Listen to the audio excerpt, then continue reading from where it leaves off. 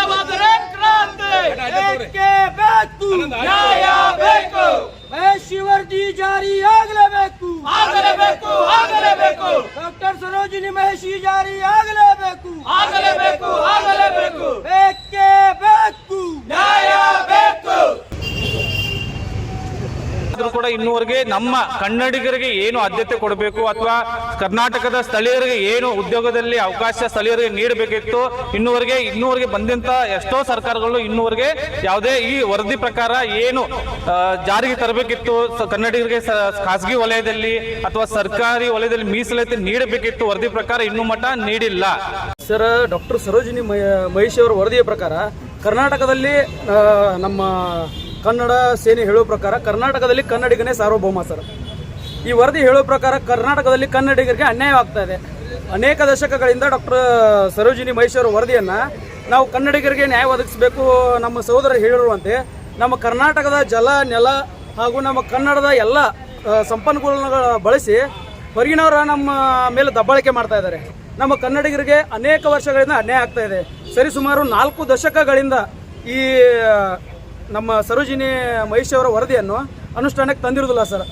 ನಾವು ಅನೇಕ ಹೋರಾಟಗಳನ್ನು ಮಾಡಿದಾಗೂ ಕೂಡ ನಮಗೆ ಯಾವುದೇ ರೀತಿ ನ್ಯಾಯ ಸಿಕ್ಕಿರುವುದಿಲ್ಲ. ಆದ ಕಾರಣ ನಾವು ನಮ್ಮ ಕನ್ನಡಿಗರಿಗೆ ಫಾರ್ ಎಕ್ಸಾಂಪಲ್ ನೀವು ತಿಳ್ಕೊಬೋದು ಸರ್, ತಮಿಳುನಾಡಲ್ಲಿ ತಮಿಳಿಗರಿಗೆ 90% ರಿಸರ್ವೇಷನ್ ಕೊಡ್ತಾರೆ. ಆಮೇಲೆ ಆಂಧ್ರದಲ್ಲಿ ಸರಿಸುಮಾರು 80% ರಿಸರ್ವೇಷನ್ ಕೊಡ್ತಾರೆ ಅಲ್ಲಿ ಸ್ಥಳೀಯರಿಗೆ.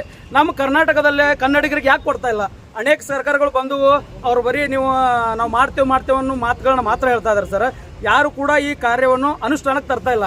ಆದ ಕಾರಣ ನಮ್ಮ ಕನ್ನಡ ಸೇನೆ ಇದನ್ನು ಗಂಭೀರವಾಗಿ ಪರಿಗಣಿಸಿ ಮುಂಬರುವ ದಿನಗಳಲ್ಲಿ ನಮ್ಮ ಕನ್ನಡಿಗರಿಗೆ ಆಗುತ್ತಿರುವ ಅನ್ಯಾಯವನ್ನು ನಾವು ತಡೆಗಟ್ಟಬೇಕಂತ ಹೇಳಿ ನಮ್ಮ ಕನ್ನಡಿಗರಿಗೆ ನಮ್ಮ ಕನ್ನಡ ಸೇನೆ ಮುಖಾಂತರ ನ್ಯಾಯ ಒದಗಿಸಿಕೊಡ್ಬೇಕಂತ ಹೇಳಿಬಿಟ್ಟು ನಾವು ಈ ಹೋರಾಟವನ್ನು ಕೈಗೆತ್ತಿಕೊಂಡಿದ್ದೇವೆ ಸರ್. ಸುಮಾರು 40 ವರ್ಷಗಳಿಂದ ಸರೋಜಿನಿ ಮಹೇಶ್ ಅವರು ಜಾರಿಯಾಗಿಲ್ಲ ಅಂತೀರಾ? ಹಾಂ ಸರ್. ಉಗ್ರವಾದ ಹೋರಾಟ ಮಾಡಬೇಕಾಗುತ್ತೆ, ಯಾಕೆ ಮಾಡಲಿಲ್ಲ ಸಂಘಟನೆಗಳು? ಸರ್, ಅನೇಕ ರಾಜಕಾರಣಿಗಳು ಇದಕ್ಕೆ ಹೆಂಗಂದ್ರ ನೀವು ತೊಟ್ಲ ತಗೋದು ಮಗುನ್ ಚೂಟು ಕೆಲಸ ಮಾಡ್ತಾರೆ ಸರ್.